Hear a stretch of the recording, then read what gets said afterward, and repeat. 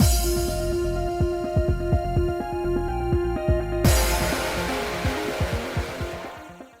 guys, it's Spaces Sims, and we are back with more Paradigm Paradox, continuing Mihaya's route, about to go on patrol with future way too old for us boyfriend, Rio. Anyway. Okay, so where's all this motivation coming from? Rio asked me that with a sigh when we arrived at our starting point. Well, I wanted to talk to you. Why is that? Look at him shocked. Actually, his little shocked Pikachu face is kind of cute. It's not that I don't like him. You know, I'm just saying the commander, if I was gonna date one of our adulty boyfriends, I like the commander a little bit better. He's prettier. But, you know, Rio has glasses, so that's a bonus. You said before that it wouldn't do me any good to know about what's outside Theta. But from the way you said it, I got the impression that you do know about it. Yeah, because he's on the bad guy side. And what if I do? And this is his Muppet face. This one makes me think he's a puppet. Every one of them has a puppet sprite. His tone turned standoffish, but I remained undeterred. Do you know how many vectors are outside Theta? Are they right outside, or will we not come across them unless we go further out? If you know about stuff like that, I'd really appreciate it if you'd tell me.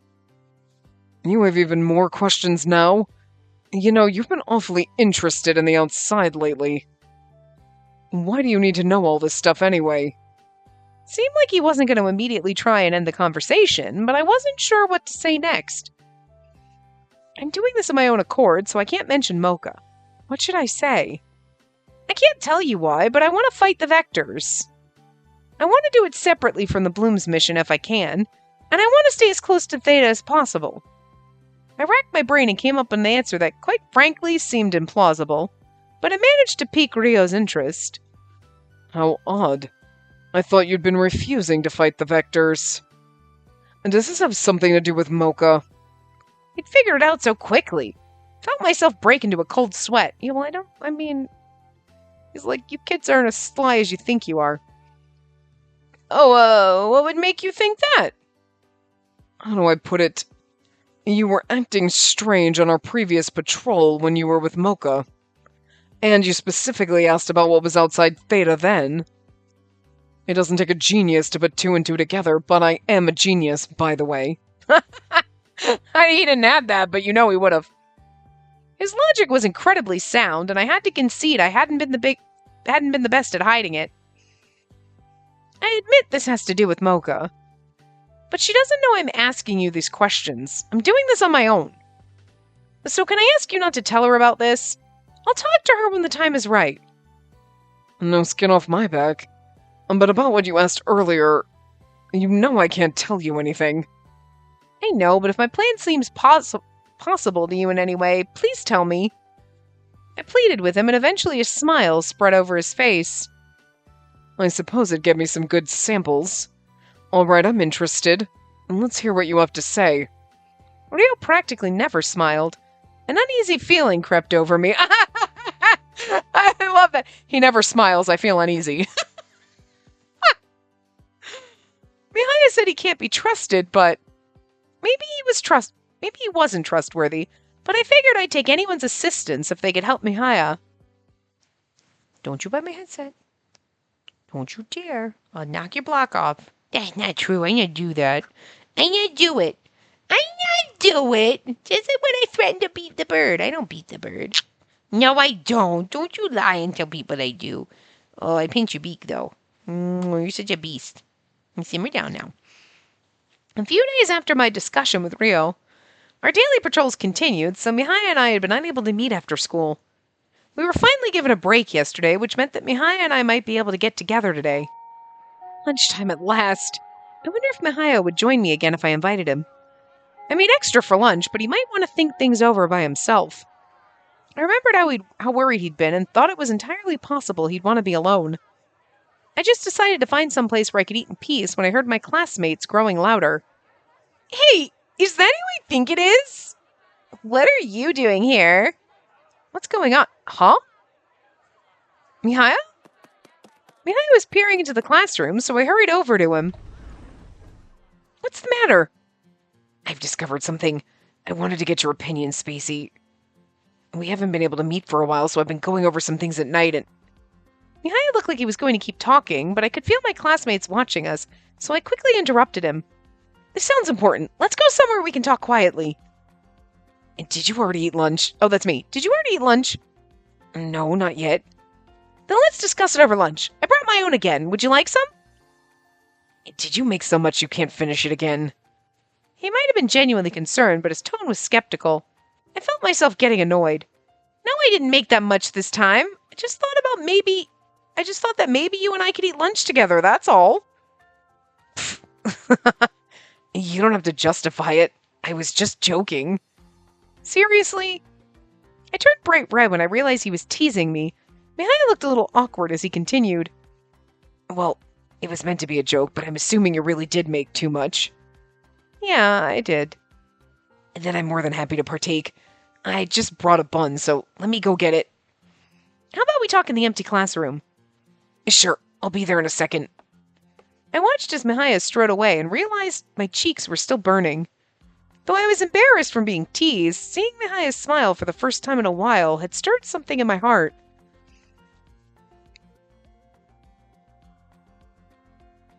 We met in the same empty classroom as before and began eating our lunch. See, this is cute too, because like in Kamui's route, she kind of might have felt stuff, but assumed he had no feelings for her at all, right?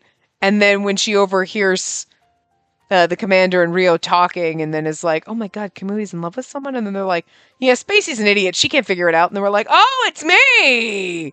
They're right. I am an idiot." You know what I mean? Like, it's kind of cute, but I feel like in this one, maybe she'll be like, does he like me? Maybe. You know what I mean? Like, yeah, you're going to be unsure, but I feel like in this, like, it's not going to be like, "Oh, no, Kamui's just nice to everyone." She's like, Mihaya doesn't trust anyone. Like, she knows that. You know what I mean? So, like, if she heard that conversation now, she'd be like, "Wait, are they talking about me? Because, like, I'm the only one that talks to him." You really made a ton.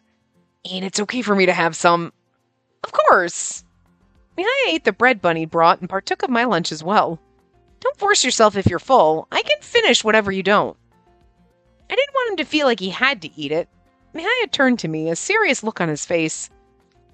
I can't lie when it comes to these things. I'd tell you if I didn't want to eat it. And I'd tell you if it tasted terrible. Well, what I'm trying to say is, you're really good at cooking, Spacey, and that's why I want to eat it, plain and simple. What he said reminded me of when I gave him the cookies. Look, you're proud of these cookies, right? Then just have confidence in them. Besides, I wouldn't be eating them if they were terrible. This is a much nicer way of saying my food's good. Is being like, "You're really good at cooking." Like, they're not terrible. That's right. Mihaya's honest to a fault. And unlike before, he directly told me the food was good. I felt a surge of happiness. Thanks. Then let's eat together again sometime. If you make too much, I'll eat whatever extra you have. It'd be a waste of food otherwise. It didn't seem like he was being fully honest there, but I could tell he liked eating together. I wish these peaceful days could go on forever. But we faced a mountain of problems. The environment around us, not to mention our pasts, was enough to shatter any calm we had.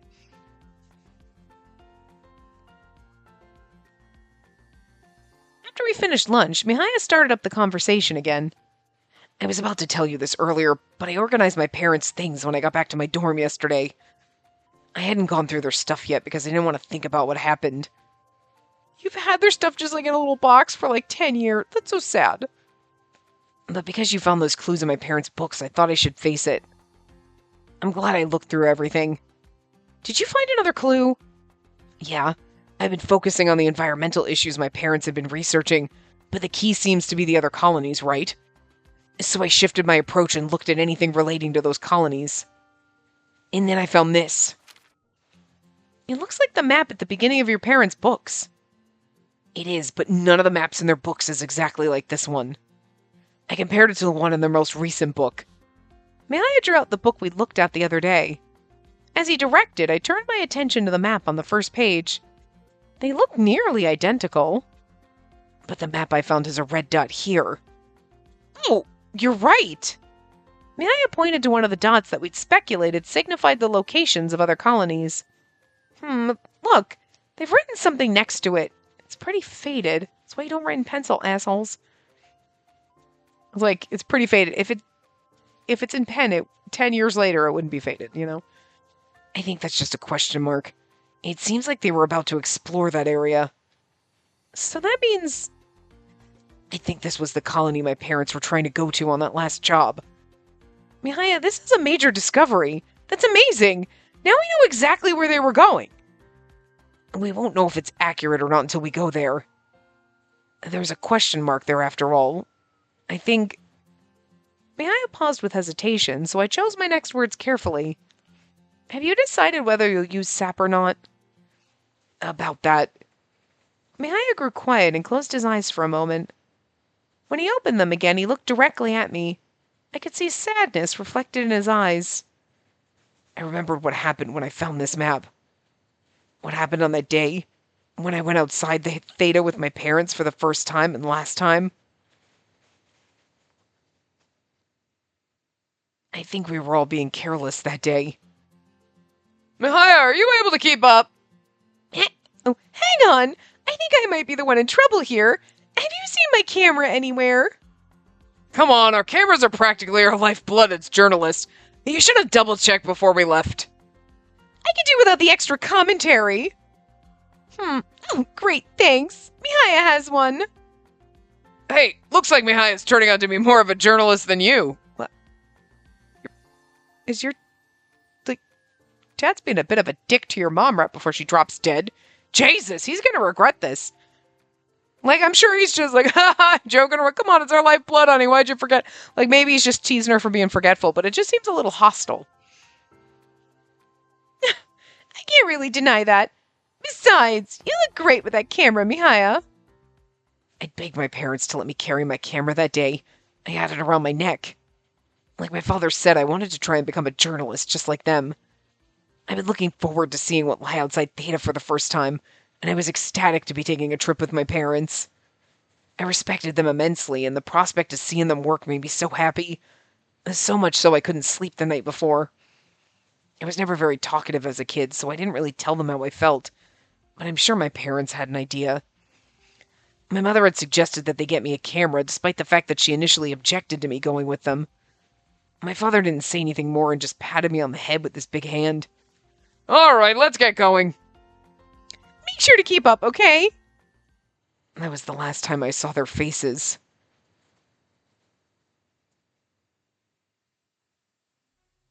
When I first saw the outside, it just seemed like a desolate wasteland.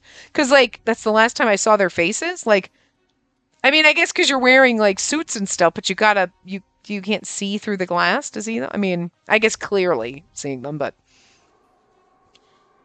I think you've seen what it looks like directly outside Theta, Spacey, but it continues like that even after you've walked further out. Regular humans can't live for even 5 minutes out there without a protective suit. I got scared the moment I stepped outside, but my suit and the fact that my parents were there calmed me down. And the wasteland stretched on for as far as I could see, and the farther we got from Theta, the drearier it became. I couldn't hear much of anything because of the suit, which made the outside seem very quiet.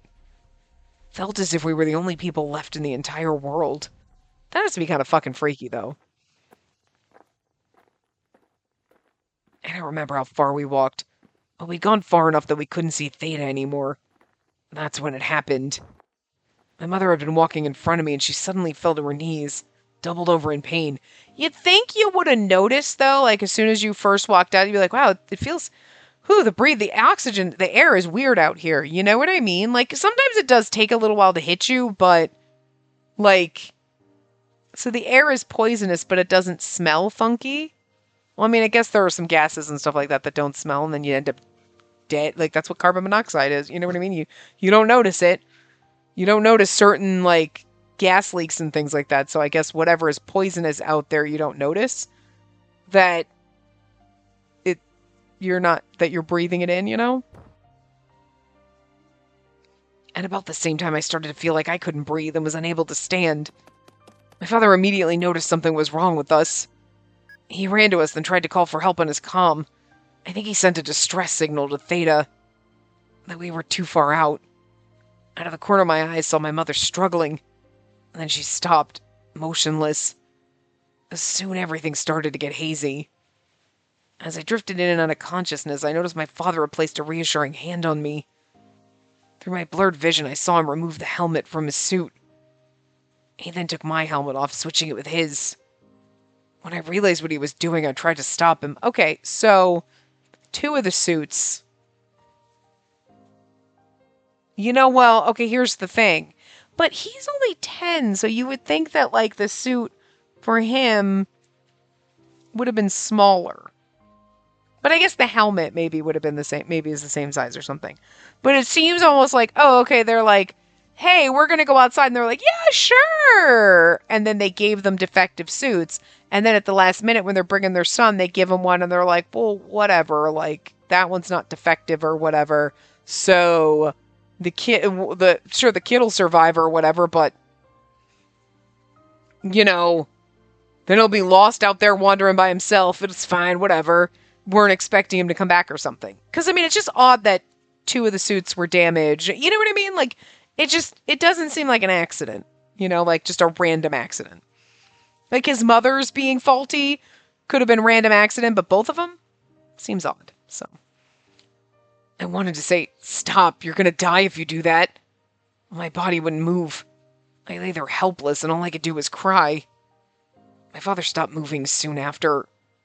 Only a short while earlier, it felt as if the world was just 3 of us. Now it was just me. I refused to accept it. I prayed to myself. I didn't want to be left behind all alone. I hoped and prayed I'd be taken with them.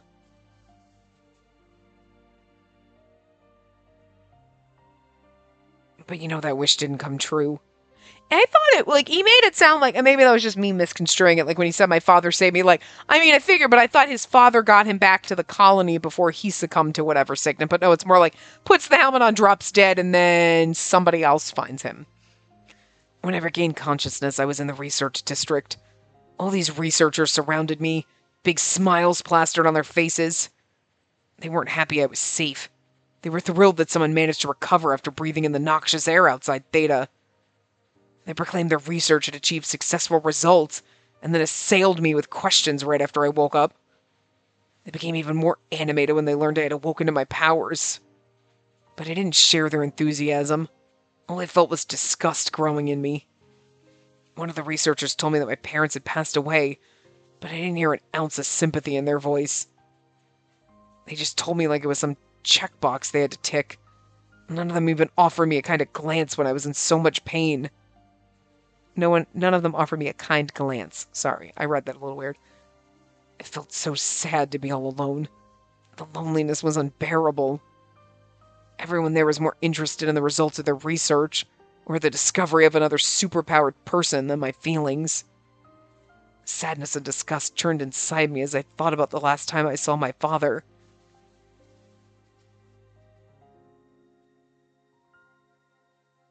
He had smiled at me. He smiled and then said something. The protective suit should have made it hard to hear, but I know exactly what he said. Live. I knew that was it. As the researchers chatted around me, I remembered my father's smile and his last words. But I felt living alone without them would be impossible. All I could think about was how hard it would be to live on by myself. There was no way I could ignore my father's last words. So that's why I decided living would mean finding out what my parents were trying to do. It was ironic, but gaining powers ensured my livelihood. And during the day, I was a normal student and researched what my parents left behind. And then at night, I trained how to use my powers. That's when my trauma became apparent. I know I can't allow myself to lose sight of why I'm living, so I've been trying my best so far. But I get confused even now. What would my parents say if they saw me living like this? I'm using powers I didn't want, doing a mission I didn't ask to do, and I'm being forced to fight? And now I'm thinking about using those powers I despise to achieve my goal? Sorry. Was this what my father meant when he told me to live? I'm sorry, buddy. I was just checking. Your feather looked weird. If I use these powers to try and trace their steps, would they approve? When I start to think about all those things, I feel like I don't know what to do anymore. Mihaya looked at me quietly after he said that.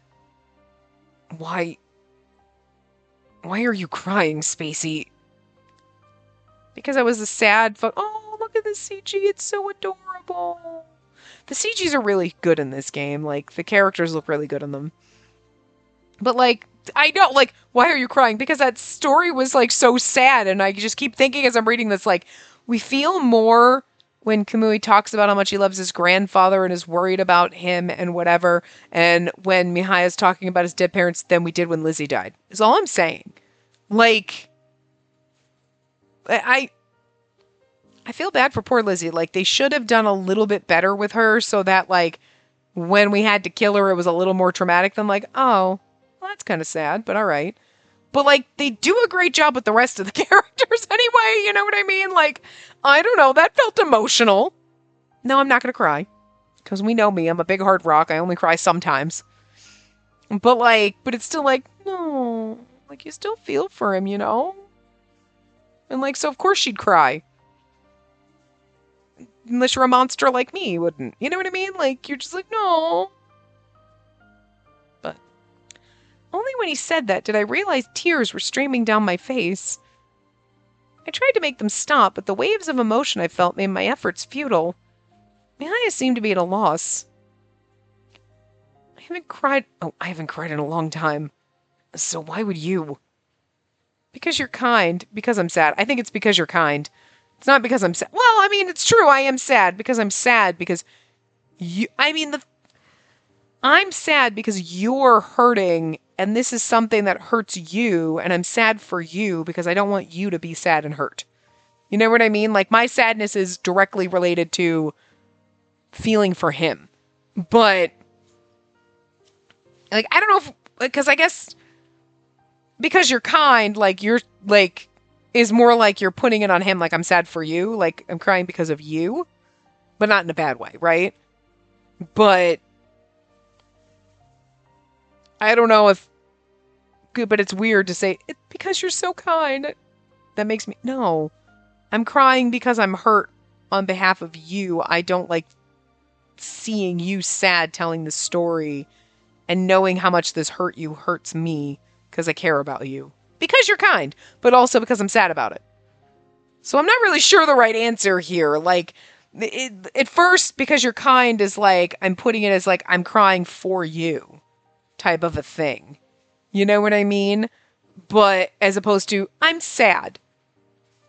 Because that's just generic. But I'm sad for you is kind of more the right answer, I feel like. But it is because you're kind. Okay, see, that's what they were going for, is like, giving it back to him like I'm crying on behalf of you. I'm crying because you're so kind, Mihaya. You still love your parents, even now. Even though you said you wanted to go with them, you still want them to approve of how you're living now. I caught a glimpse of Mihaya's real desires. His sadness and suffering, even his wish to be with them, all came from the heart. But his true intentions lay beneath all that. I felt that his real self was in front of me right now. Oh, look at his sweet little faces. He's gonna wipe away our tears. That's adorable. Stop it. What are you saying? You make it sound like I'm still a child. Though he sounded displeased, Mihaya gently brushed the tears from my face. Look at his sweet little face. But you are a child. Your parents' child. Well, yeah, of course. I've only noticed this recently, but you're kind of spacey.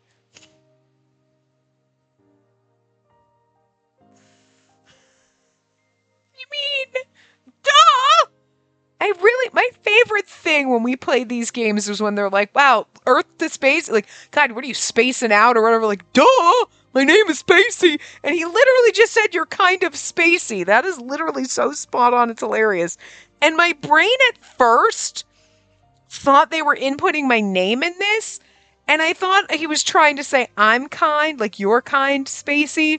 And then I was like, No, it says you're kind as... I'm like, oh my god. That's the greatest. Like, I literally got so confused for a hot second. I was like, wait a minute. Wait, no, they're not putting my name in there. He's just calling me Spacey. Duh. Like, I just went, slap him. Duh! Why do you think that's my name, dumbass? So funny. Because, like, obviously they don't know what you're going to put in it, but it just tickles me when that happens. This is, oh my god. This is probably the best example of it because I don't think anyone straight up said I'm Spacey. Like, Mihaya sighed as if he'd released some tension, so I quickly continued. I don't mean that you're childish. What I meant was, the people you've lost will always be in your heart.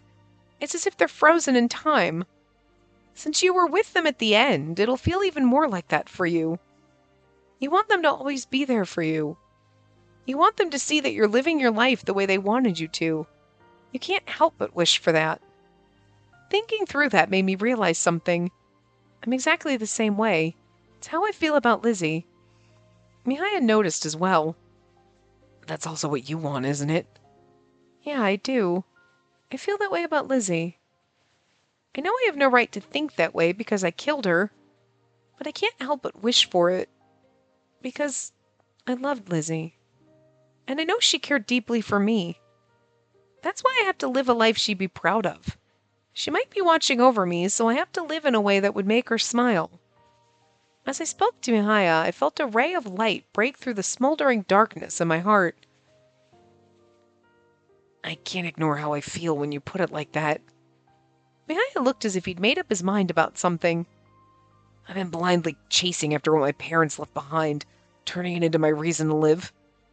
But like you said, maybe I just wanted my parents to approve of what I was doing. I wanted to finish what they started and feel like they would tell me I did a good job. Seeing how calm Mihaya looked in this moment made me think of something. Hey, Mihaya, I know I asked if you decided whether to use sap or not, but you don't need to worry about that right now. I think I was able to face my feelings about Lizzie after talking with you. So I want time to think about things too, about what I want to do from now on and what my future might look like. Mihaya seemed to understand what I was suggesting. All right, then I'll take my time and think about it. I don't want to only think about that day. I want to make sure I remember all the fun times I shared with my parents as well. And I need to consider my future too. Whether or not I'll really go outside Theta, and if I'll use SAP to achieve it. I'll give it a lot of thought. We agreed to meet at the same place 1 week later for lunch. Just as Mihaya said, I should try to remember all the good times with Lizzie.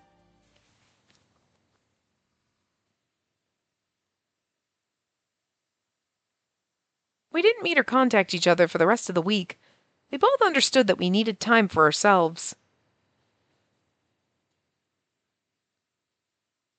During that time, we had our Bloom's missions as well, but I was still thinking about what I should do about the Vectors. Ever since becoming part of the Blooms, I've just let people decide things for me. Now, actually, I think I've always been like that.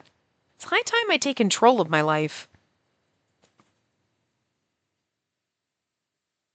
After the week passed, Mihaya and I reunited in that empty classroom.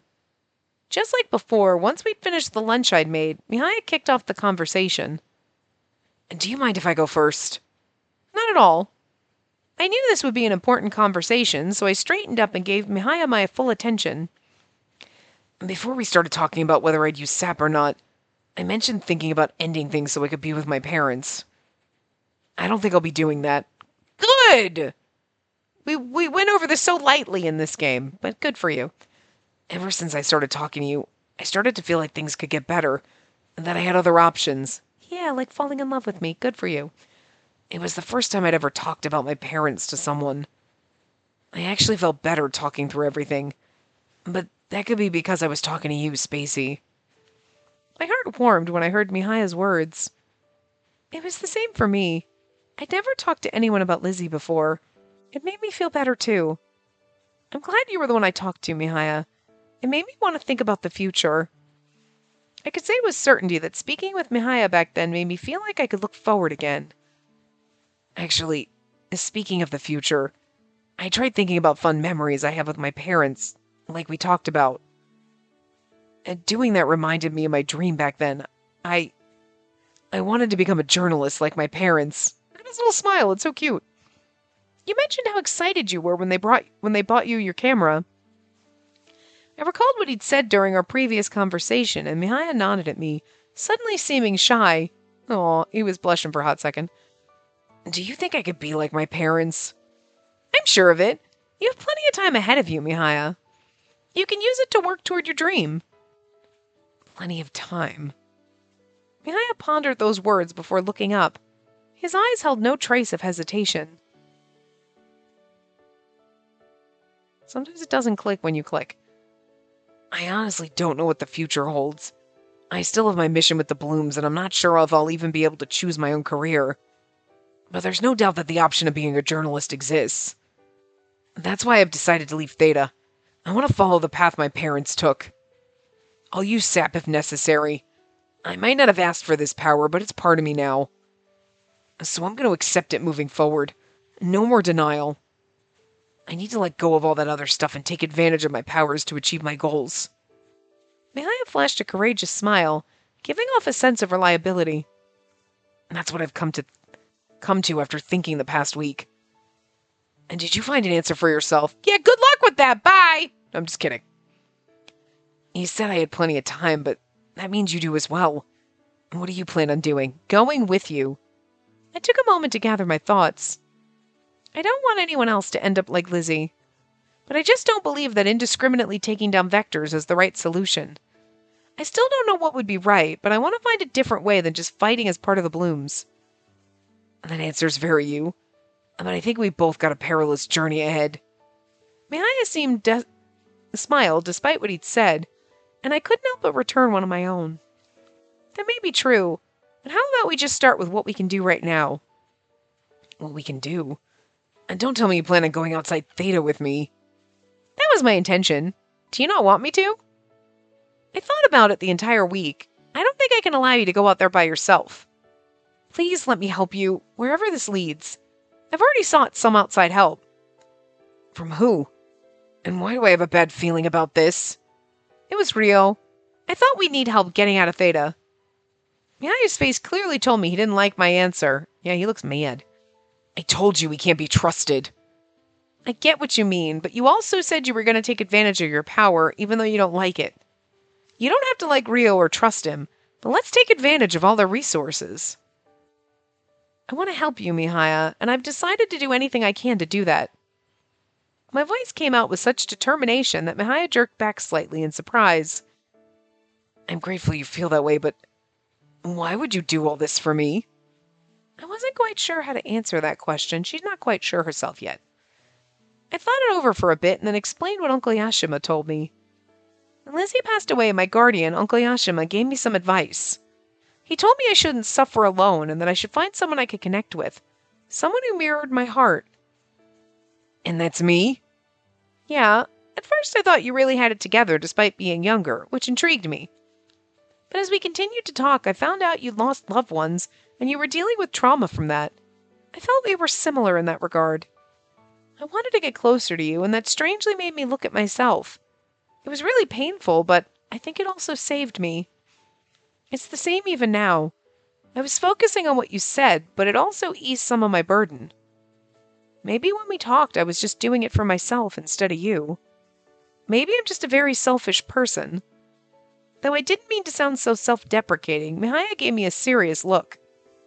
That can't be true. Even if you were doing it for yourself, talking with you still made me happy. You stayed with me, you worked with me. You helped me realize my true feelings. We're so adorable. Spacey, you being here was for the best. So please, don't say things like that. I felt how emotional Mihaya's words were and found myself nodding at him. Now kiss, you idiots. They're not going to kiss for a while, but still. Yeah, thank you. But I still think that he was the one who saved me. See, he just lifted an enormous weight off my shoulders again. We saved each other. It's okay for someone to save you who then also feels like you saved them. You know what I mean? It's not like it's a one-way street where, like, you saved me, so there's no way I could have saved you. Like, you might need saving from something, but, doesn't mean that that person who saved you didn't also need saving in their own way and you save each other. I'm just saying. So, like, she's looking at it like, there's no way I could have helped him because he's the one who helped me. It's like, no, you helped each other. That's, It just seems like because the pools that you were in were so deep and dark that you don't think that you actually had anything to offer anyone else. You know what I mean? But you did, and that's what's beautiful about it. Because you always do. No matter how deep and dark of a hole you're in, you always have something to offer. Mihaya's words fill me with happiness, and I thanked him with a smile. But then he suddenly averted his gaze, because he's blushing. I think I just said something really embarrassing. It's like I can't help but blather on about my feelings when I talk to you. Anyway, back to the topic at hand. Can you tell me what you talked about with Rio? Right, okay. So if you're going to use SAP, you need to find vectors first, right? But we can't do that in the middle of a mission. That's true.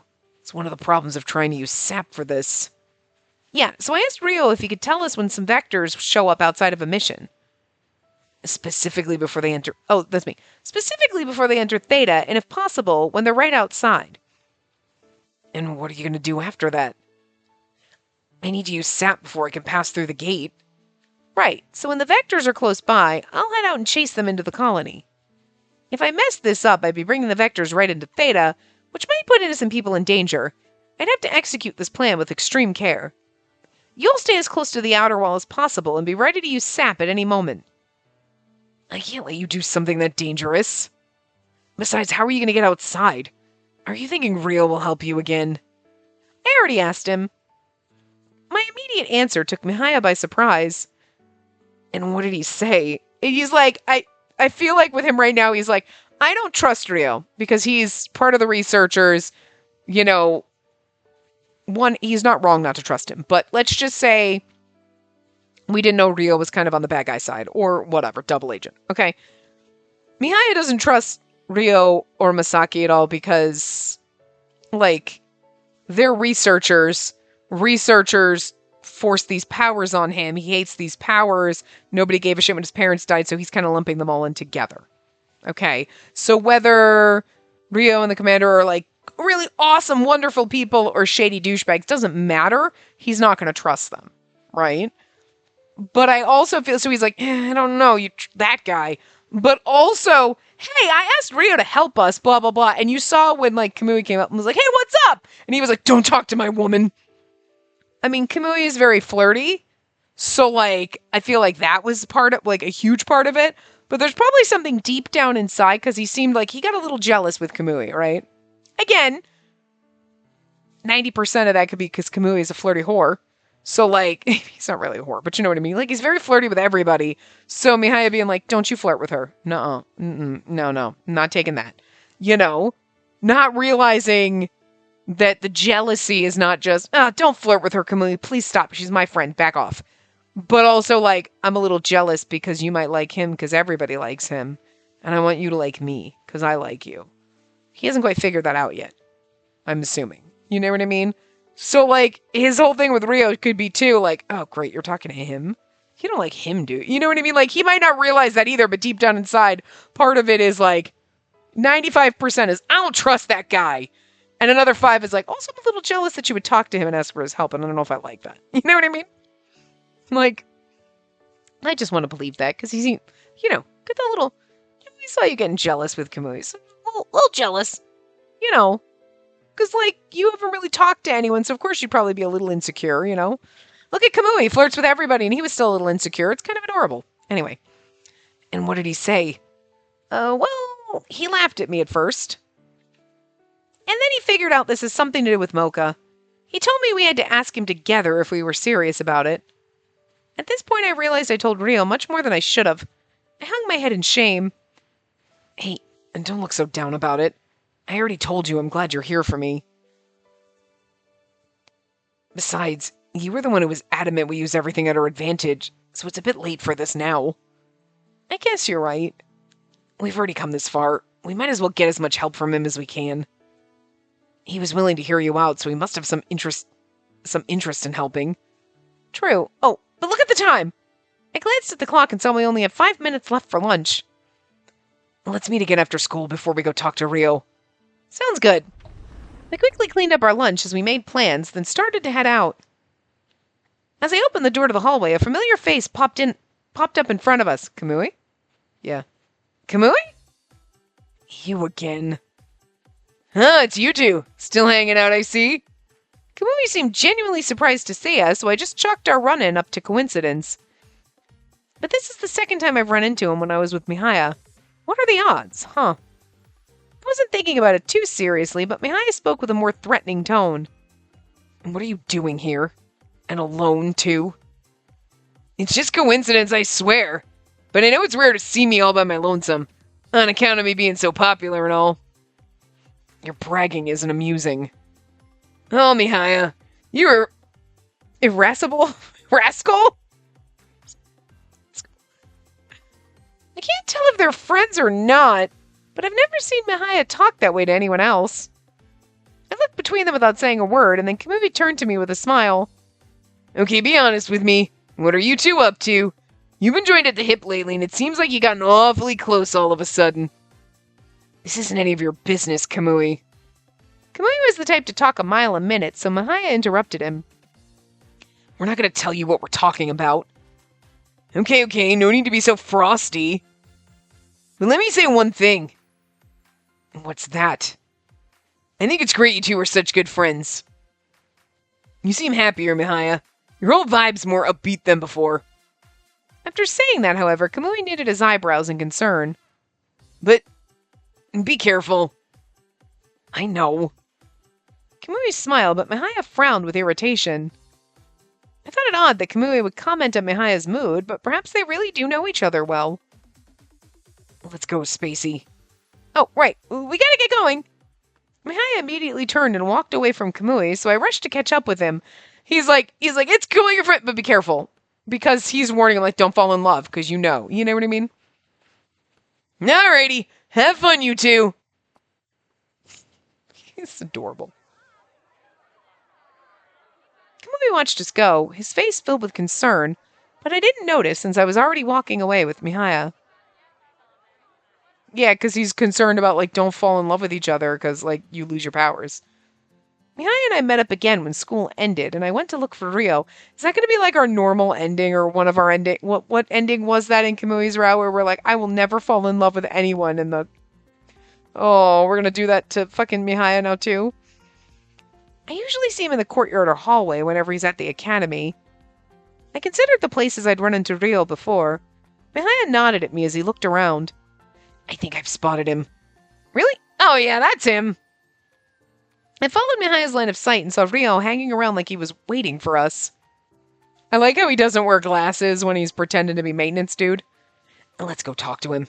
It looks like he's got something to say to us. Mihaya had come to the same conclusion I had. He didn't take his eyes off Rio as he began walking toward him. I knew you'd come. Stroking a white cat. I heard Rio mumble that, but Mihaya started speaking right away. I'm gonna get right to the point. Would you be able to let us outside without anyone knowing? I might. And then it's possible for you to tell us when vectors come near Theta? She asked me that the other day. If you just want to know if it's possible, yes, it is. I see. Then I'll ask for your cooperation. Things were moving awfully fast. I hurriedly cut into the conversation. Hold on. What you just said implies you'll be going outside too, Mihaya. Or would you just stop at the gate? Of course not. I can endure the pain for a little bit until I can use sap. You'll be by my side, won't you? If that's the case, I can do it. Yeah, of course. I'll support you with everything I've got. Mihaya's determination was palpable, and it got me riled up too. Then Rio spoke up, a hint of teasing in his voice. It's funny because I thought it was we could go outside as long as we were in our form, but maybe I'm the only one that can. That's really weird. Hey, you two seem to be a lot closer than I thought. I had no idea. I don't mind helping you out, but don't you think you should enlighten me as to why you're doing this? I'm especially intrigued because Mihaya showed up untransformed. It wasn't an unreasonable question. Mihaya gave a small sigh before answering. Given how things have gone, you probably already noticed that she figured out my true identity. So I didn't think there was any point in hiding it. I wanted to sort things out as soon as possible. I don't get much chance to see you when I'm transformed. And if you want to know why I'm doing this, then look at this. Mihaya drew out the map with a symbol on it and showed it to Ryo. No. We're trying to go to the colony that should be here. That's all. Though if you know anything about this colony, I'd appreciate it if you'd tell us. Mihaya's tone indicated he didn't expect much, but I noticed Ryo's eyes widen slightly when he saw the map. I wonder if the colony that's on that map that was where the vectors are coming from. Because we know they're coming from outside.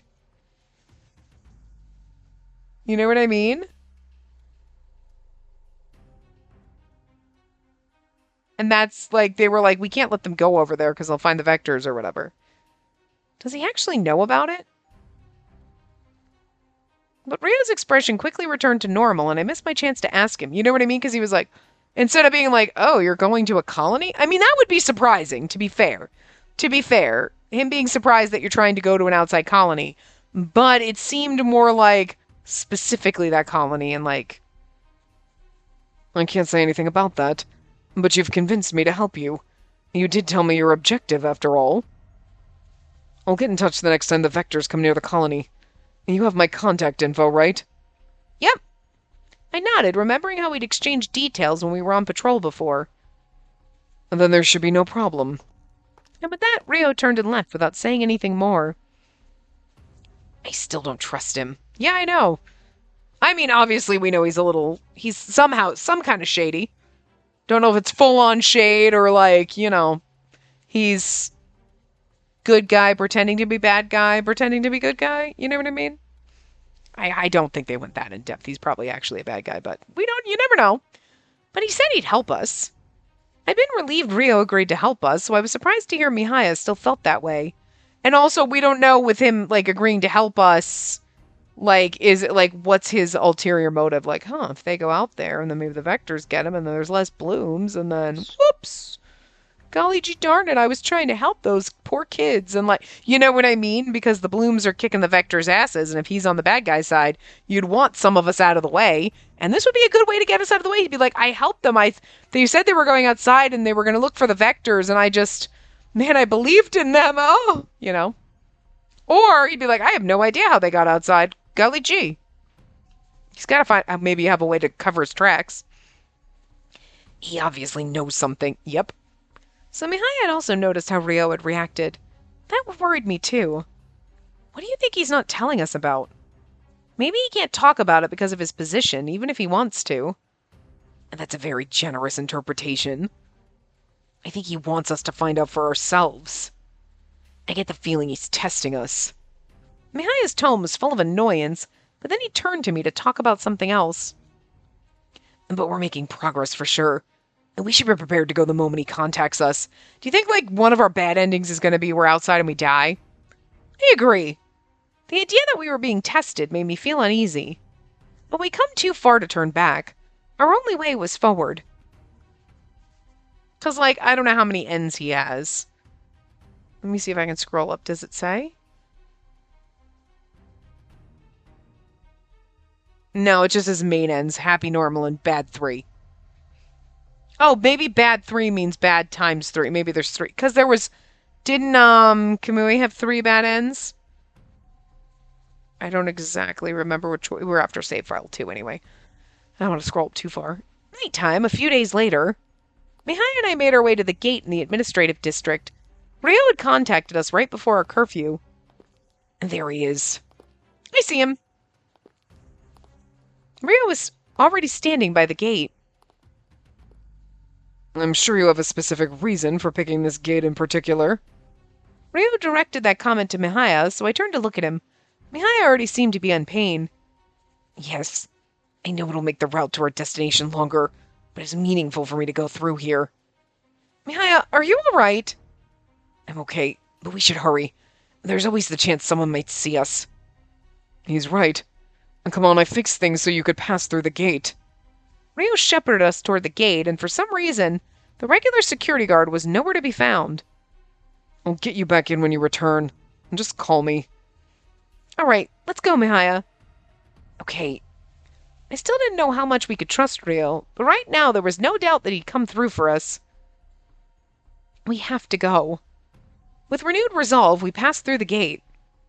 But okay, we have to transform. We saw a figure shambling around when we got outside. Look, is that a Vector?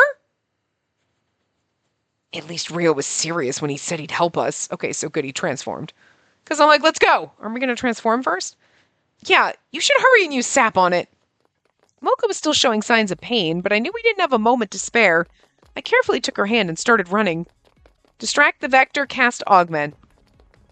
She's got to use sap, so we should just distract it for her, I assume, right?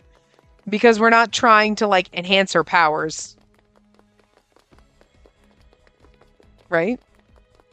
We need to get her to touch. We can do Augment later. The most important thing, because Mihaya already said, I can survive for a little bit out there before I use sap. So it's not like Mihaya can breathe out here. So I would say distract first, Augment later. Okay, that's already... Okay, yeah. All right. I circled around the other side of the Vector, so it would be easier for Mocha to use sap on it. I still feel a little sick when I face a Vector head-on. I did my best to encourage Mocha while also trying to handle my own trauma.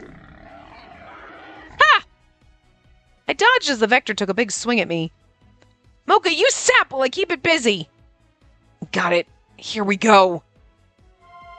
Success! It's done. Let's do this. All right. I felt a little sorry for the Vector because we were using it for our own goals, but we also couldn't let it wander around near Theta. We worked together and took down the Vector.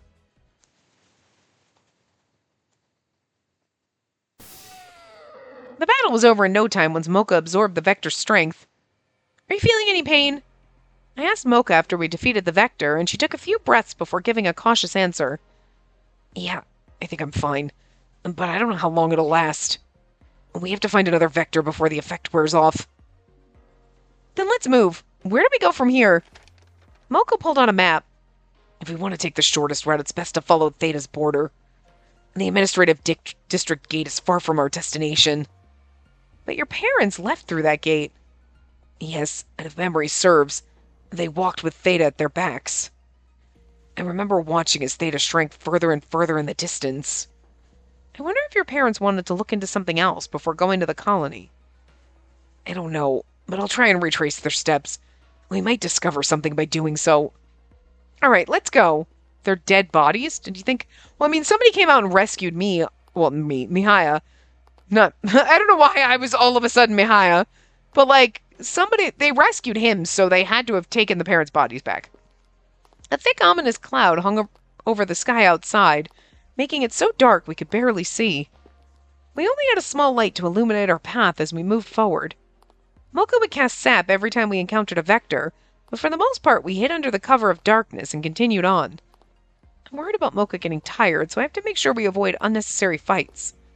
It must have been draining for her to continuously use sap on the Vectors. I kept an eye on Mocha's condition and secretly thought about how we'd retreat if it looked like she wouldn't be able to go on. Mocha spoke up right when the sky was beginning to brighten. I see some Vectors over there. Let's get further away so they don't spot us. Are you sure you don't need to cast sap again? Or are you tired? I thought maybe my hunch had been right, but Mocha just gave a vague reply. It's not that I'm tired. I actually changed directions a little while ago so we could head straight for the other colony. I thought that trying to retrace my parents' footsteps in the dark wouldn't really tell us much. The suffocating feeling I'd had is mostly gone now. That's good, but if that's the case, then we probably should have gone when the sun was out. I said that, but knew full well that if we wanted to leave Theta in secret, doing so at night was the only way. It was too late for regrets anyway. The plan wasn't realistic from the start. I think it's good enough that we came this far. Besides, I have a feeling sap's efficacy is decreasing. What? Really? Her declaration shocked me, but Mocha seemed rather calm about it. It's all right, I expected it. I have an idea why it's happening. Anyway, we should try heading to the colony. I doubt they'd let us in, but we won't have to worry if we can reach the outer wall. And we'll stay hidden until it gets brighter, and then after looking around, we can go back to Theta. You think that Mihaya's realizing that, like, I think my powers are weakening because I'm kind of falling for you? Like, no, that's sweet. I worried about what could be weakening her sap ability, but it wasn't the time to be hanging around talking with vectors nearby. Alright, how long do you think it'll be before we get to the colony? Let's run. I can't tell just from the map, but we should be close. Got it. Then we'll prioritize getting to the colony for now. We chose our route carefully so the vectors wouldn't notice us, but as we moved on, we sensed another presence up ahead. Okay, this doesn't look like a person. Well, unless it's Hugo with a hood up. So I'm not sure. Hey, look, now there's a rare sight. We heard a cheerful voice ring out incongruently amidst our grim surroundings. A familiar face then stepped out from behind a building. Oh, no, it was Yukonami. Okay, I couldn't tell with the shadow. Yukonami. Oh, we finally get to see Ibuki in normal form and not as Moravia.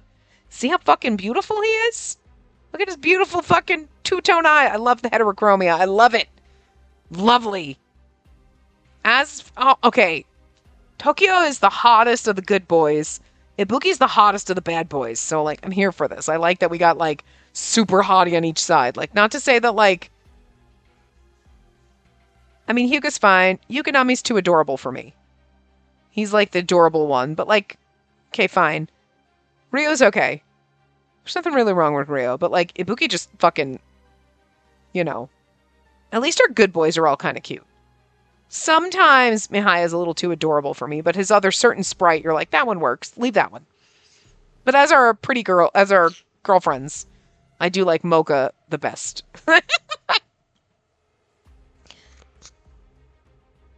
You're right. What are they doing here? Who are you? A young man stood behind Yukonami. I thought I'd seen him before, but I couldn't remember who he was. No, you've never seen him before. Look at how adorable he is when he smiles, all sinister. Me? I'm Ibuki. I didn't sense any maliciousness in his smile, but the fact that he was with Yukonami put me on my guard. I love the fact that we're finally meeting him in this form. Mocha must have thought the same thing because she was already poised to fight. What we're doing here is none of your business. Mocha's defiant attitude just made Ibuki smile, though he looked slightly troubled. And that's where you're wrong. Even if you won't tell us what's going on, the only thing you could be aiming for is our colony. I told you! What did I say? That colony is where the vectors are coming from. I mean, granted, I only figured it out like 5 minutes before we got here, but whatever. Your colony? His words were so surprising, I couldn't quite process them. Ibuki continued on. So you don't know what it is, even though you're heading there? It's where the vectors and the rest of us live. Colony of vectors? What are you talking about? I was certainly surprised by what Ibuki said, but Mocha sounded even more shocked. See, because that makes sense with, like, when Moravia confronted us, like, who deserves to be here? Humans or vectors? And we're like, humans, fuck off, bitch. But, like, this other colony has the vector, so it's like, it's almost like, you know what I mean? Like our colonies are at war, we just don't know it, because they hide it from us. You know? But that would mean Mihaya's parents were trying to investigate a colony that had vectors living in it. Did they know? Perhaps they didn't. Just what's going on here? Ooh, I like it. Mocha and I fell silent after Ibuki told us that, and Yukonami chimed in. Well, that's enough of that. Let's get him. I started when I heard Yukonami's voice dripping with murderous intent. Mocha, Yukonami's coming for us. Support Mocha with Augment. Attack Yukonami. I feel like we need to support Mocha.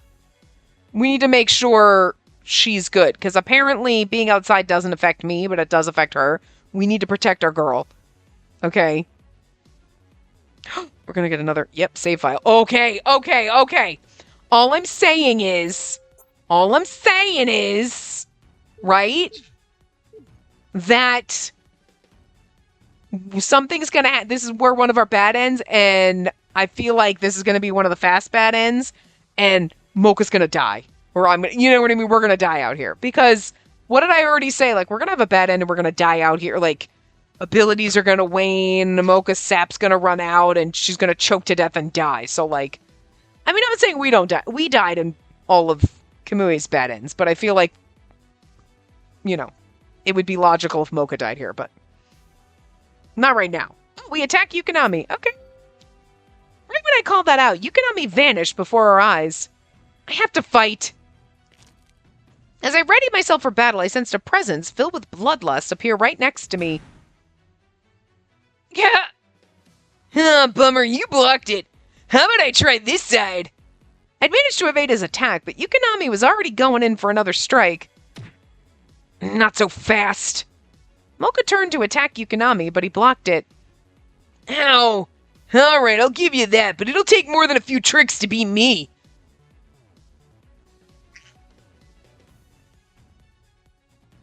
Our fight with Yukonami continued for a while. The young man who called himself Ibuki simply stood idly by, observing us. It's funny, he turns into a magical girl, but to be fair, I don't think he's ever fought us as Moravia. He just stands there and looks pretty. We're still at a disadvantage. We're not used to fighting outside the colony, but Yukonami's completely fine. Every time I tried to attack, Yukonami would run and take cover at the exact right moment. Then he'd suddenly pop out and leap at us, and we'd stumble to dodge his attacks. It's like, okay, so like, the scientists are obviously doing, the researchers are doing, like, research. Okay, I mean, obviously. But, so like, we've got our colonies over here trying to make magical girls or whatever, probably hoping somebody, well, to fight the vectors. But you wonder if the colony with the vectors, right, is trying to augment people to basically be able to survive in this fucking environment. And it works because Ibuki is out here totally fucking fine, even though he's a magical girl. Okay. Not a vectored boy. Hyuga and Yukonami are like vector boys. They have like, they're half-half, you know what I mean? And then it's almost like everyone else just turns into full-on monsters. So like, you wonder if they tried it and they were like, okay, well, maybe they're trying to do experiments and find a way to create more people that are like Yukonami and Hyuga, who are like, okay, they can live outside in this environment, like adapt to this so that we don't have to live in these bubbles. But then other people are like, our other scientists are like, whoa, don't start turning people into monsters. Or they're like, hey, being full on monster is awesome. I don't know. You know what I mean? It definitely goes back to the research, obviously, but yeah. Mocha! Woohoo! Direct hit! After a few exchanges, Yukonami managed to land a solid kick, sending Mocha flying backwards. Are you okay? I rushed to Mocha's aid, but she held up her hand to stop me while keeping an eye trained on Yukonami. I'm fine. I deflected the damage. Oh, I get it. You used your ability to break your fall. You seem weaker than usual. Were you always like this? Yukonami's words made me feel uneasy. Mocha's slower than she normally is, and she said sap was less effective right now. I had a bad feeling about this. Ibuki, who'd been quiet up till now, suddenly interrupted us. You have to love, okay, Ibuki, like, when he's Moravia, right, is like in this cute little sailor girl uniform, like, whatever, with his, like, slightly mullety hair. Seriously. Like, we've got the thick chunks in the front and then the longer in the back. Like, it's not the best magical girl transformation, sadly, for this poor boy. But, like, look at how goddamn fabulous he is with his fucking, like, coat slung over his shoulders like a motherfucking cape. Like, look at this bitch. You know, I heard that a few years back some humans tried to visit our colony. They had difficulty getting there, though. That's... Distracted by what Ibuki said, Mocha took her eyes off Yukonami for a brief moment. Yukonami lunged as if he'd been waiting for that exact opportunity. Jump in front of Mocha, shout at Yukonami, shout at Mocha. Jump in front of Mocha! Jump in front of our girl! Oh shit, another save file. Oh my god, these are where we get lots of bad ends. Guys. Alright, the right answer? Jump in front of Mocha! What? I was gonna protect my girl. Mocha! My body jumped forward of its own accord. I rushed to Mocha's side and flung her out of the way. Mocha gasped with surprise right as I felt a powerful shock to my head. Why did you... Spacey! I heard Mocha's voice as my consciousness faded. That was the right choice, though. It said jump in front of Mocha. But I found I couldn't respond, and soon I was plunged into darkness. This seemed like a bad choice, but that's what it said. Ugh. I groaned as I awoke with a dull ache in my head. At the same time, I sensed someone next to me. Spacey, you're awake. I probably should have stopped there, because that was a good transition scene, but like, whatevs. Where am I? Oh, they took us into their colony, didn't they? Because everything's boarded up. I slowly opened my eyes. Immediately, Mihaya's worried face came into view. I could see an unfamiliar ceiling above us. It looked like we'd been moved inside somewhere. This is the colony we were trying to get to. In other words, we're in their colony. After he told me that, Mihaya went into a chair and sat down. That's when I noticed Ibuki was standing next to him. Like, they both looked very happy about this. Glad to see you're awake. There was no hostility in his voice as he smiled at me. Mihaya, on the other hand, seemed irritated. Now Mihaya was like, "You're okay. Fuck this guy." Okay. You're glad? Your goon was the one who attacked her. How can you say that? And why did you bring us here? Why not just kill us? What's even your position here? You seem to have powers too. Mihaya made his animosity clear, but Ibuki was unfazed. Calm down. I'm going to explain. And about me, well, to put it in your terms, I'm on the Vector's side. Yukonami did attack her, but I made sure the damage was minimal. You would have been in trouble had it been a clean hit. I actually expected you to thank me for treating your wounds and letting you rest in bed. Ibuki sulked a little as he shrugged, and I realized I was on an actual bed. My head still hurt, but as Ibuki pointed out, I could tell my wounds had been treated and bandaged. Thank you for treating me, but I still have my doubts. If you're on Yukonami's side, doesn't that make you our enemy? So why do this? You really want to rush through things. How are you feeling right now? Ibuki tilted his head to the side and scrutinized me with a worried expression. That only made me more confused. I'm fine. See? I can get up now. Please tell us the reason why. There's no way we can be calm if we don't know what's going on. Mihaya placed his hand on my back to assist me as I sat up. I get you're not planning on attacking us, at least right now. But like she said, we don't know what's going on, and you're not exactly someone we'd just have a friendly chat with. Mihaya repeated his concerns, and Ibuki shrugged again. Alrighty then. You were clearly agitated when you heard what I said earlier. You mean when you said there were some humans who tried to visit this colony? That's right. Did you know them? They were... I think they were my parents. Mihaya hesitated slightly before telling him. Ibuki nodded deeply with understanding. I see. I'm so terribly sorry for you. Why do you say that? I guess you know what happened to them, but there's no need for you to express any sympathy. Mihaya brushed off his words, but Ibuki still looked at Mihaya with pity. I'm not just sorry because of your parents' untimely death. I'm sorry for both of you, because you're so ignorant. Just what exactly are you referring to? It's true that there are still many things we don't know about. I shouted without thinking, while Mihaya continued to question Ibuki. We left Theta so we could find out what my parents were investigating at that time. So we're all aware that many things we still don't know... So we're well aware that there are many things we don't know about Theta. But from how you said that, I don't think that's what you meant. Why would you say you're sorry for us? Because your parents were most likely killed, and I guess you didn't know that. Told you! Ibuki's tone was so casual that for a brief moment, I felt like I had no idea what was going on. What?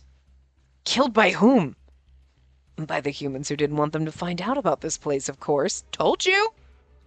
Humans who didn't want them to find out? Ibuki ignored Mihaya's agitation and continued speaking like it was some trivial matter. By the way, you know that Vectors used to be human, right? We do, but why bring that up? The sudden change in subject practically gave me whiplash. Ibuki just looked at me curiously.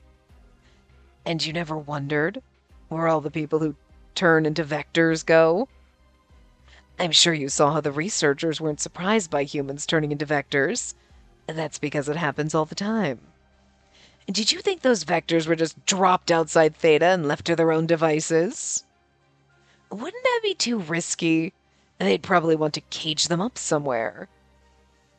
So you're saying this place is that cage? Yep. All the top brass in Theta know about it. They know about it, and they let us run free.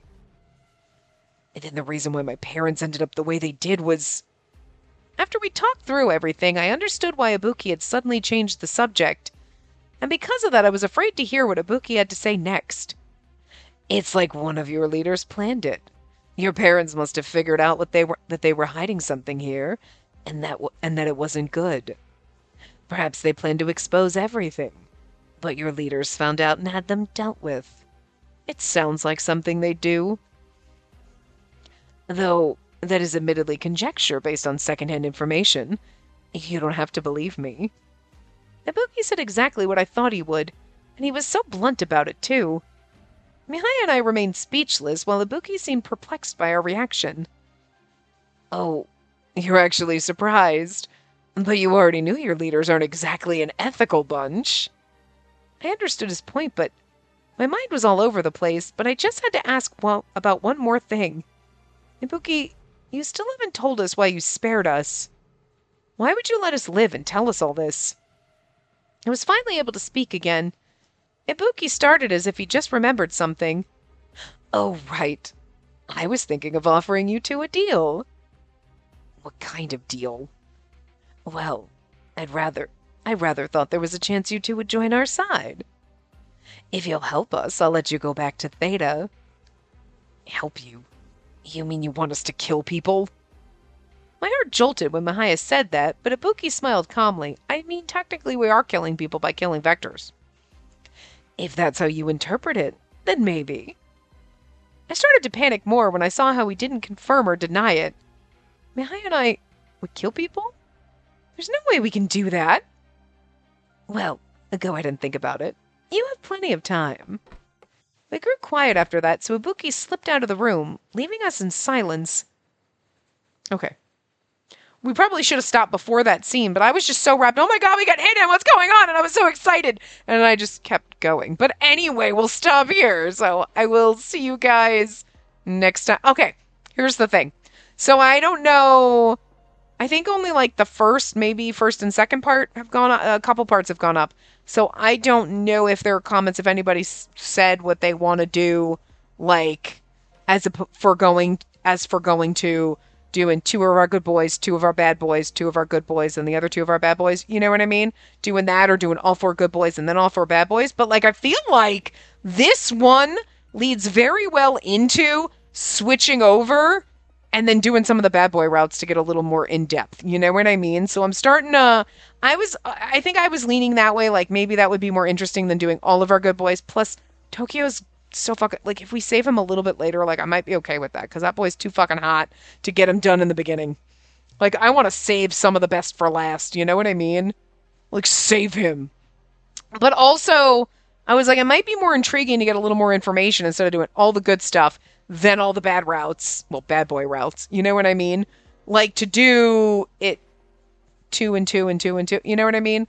And then doing Hyuga and Yukonami after Mihaya's might be better now that we've kind of gotten into the colony here.